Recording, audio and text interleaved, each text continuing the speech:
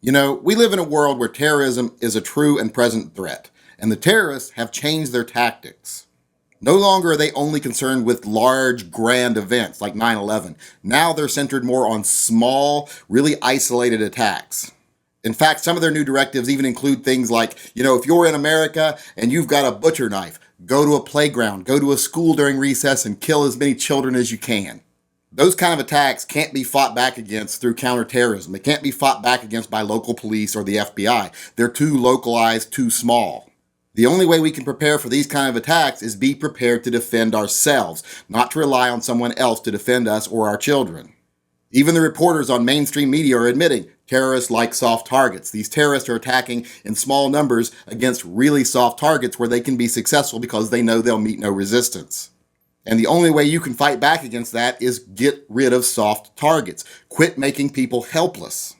But you might say to yourself, well, how can we do that when so many places are off limits? How can we do that when we can't go into places that the government declare off limits or private businesses declare off limits? We have to be disarmed when we go in these places.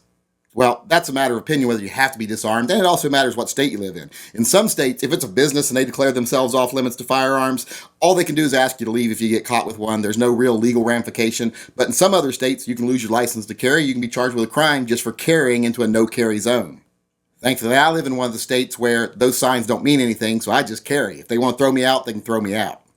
And I'm not talking about federally restricted places like courthouses, government buildings, etc. Those places I can see why they wouldn't want people carrying into, and plus, those places are defended. They have police forces there that are armed and protecting the judges, etc., so they are well defended. I'm talking about bars, nightclubs, schools, grocery stores, malls, places like that where people gather and they're disarmed by the private ownership of those places. Now, in schools, it's not private ownership, it's government, but it's still the same premise. And if you want to know what we can do to fight back, what we can do to get rid of soft targets, I think you don't have to look any further than Tennessee. I think right now Tennessee has taken what is probably the biggest and most important step towards creating a situation where people are not made defenseless. Tennessee has just passed a law saying if you are not a federally protected area, if you declare your business or your property gun-free, then the burden or the duty of protection falls to you.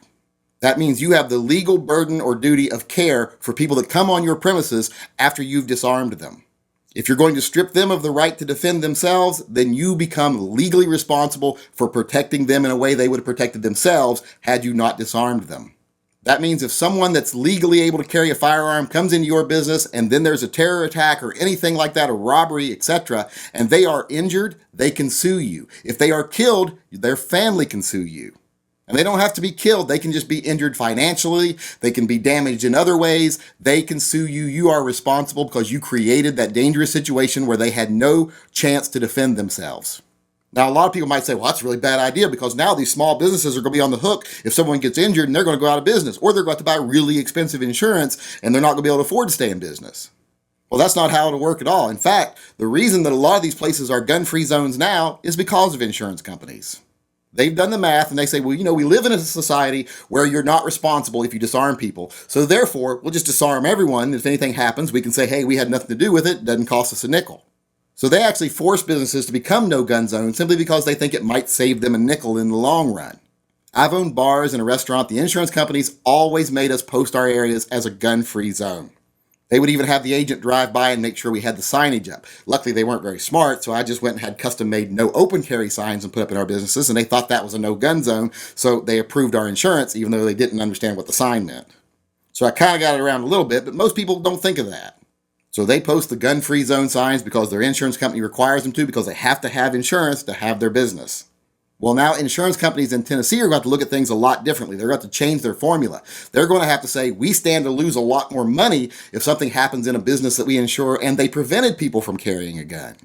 As long as we allow people to exercise their rights, we're not liable. But if we stop them from exercising their right to protect themselves, we become responsible. That means they will lose money if they post their business as a gun-free zone and something happens in that business. That's something they don't want. That hurts their bottom line. And let's face it, their gun-free zones aren't based on we want a peaceful society or we don't believe in guns. It's the bottom line. It's based on profit.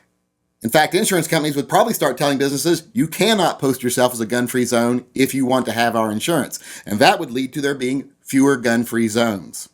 So wherever you live, whatever state you're in, start contacting your representatives. Tell them to look at the Tennessee law and say, we want something like that in our state. We want businesses to be responsible for your safety if they disarm you while you're in there. As a private homeowner, I'm responsible for your safety whenever you come onto my property. If there's anything I could have done to prevent you from being harmed and I didn't do it, I'll be held liable. So I don't think it's too much to ask if a business actively does something to endanger you, that they be liable if something happens. Because what a law like this would do in the end, like I said earlier, is it would cause there to be fewer gun-free zones. It would allow people to take responsibility for their own protection and the protection of their family. And because there are fewer gun-free zones, that means there's fewer soft targets, and that means there's fewer chances for terrorists to do what they want to do.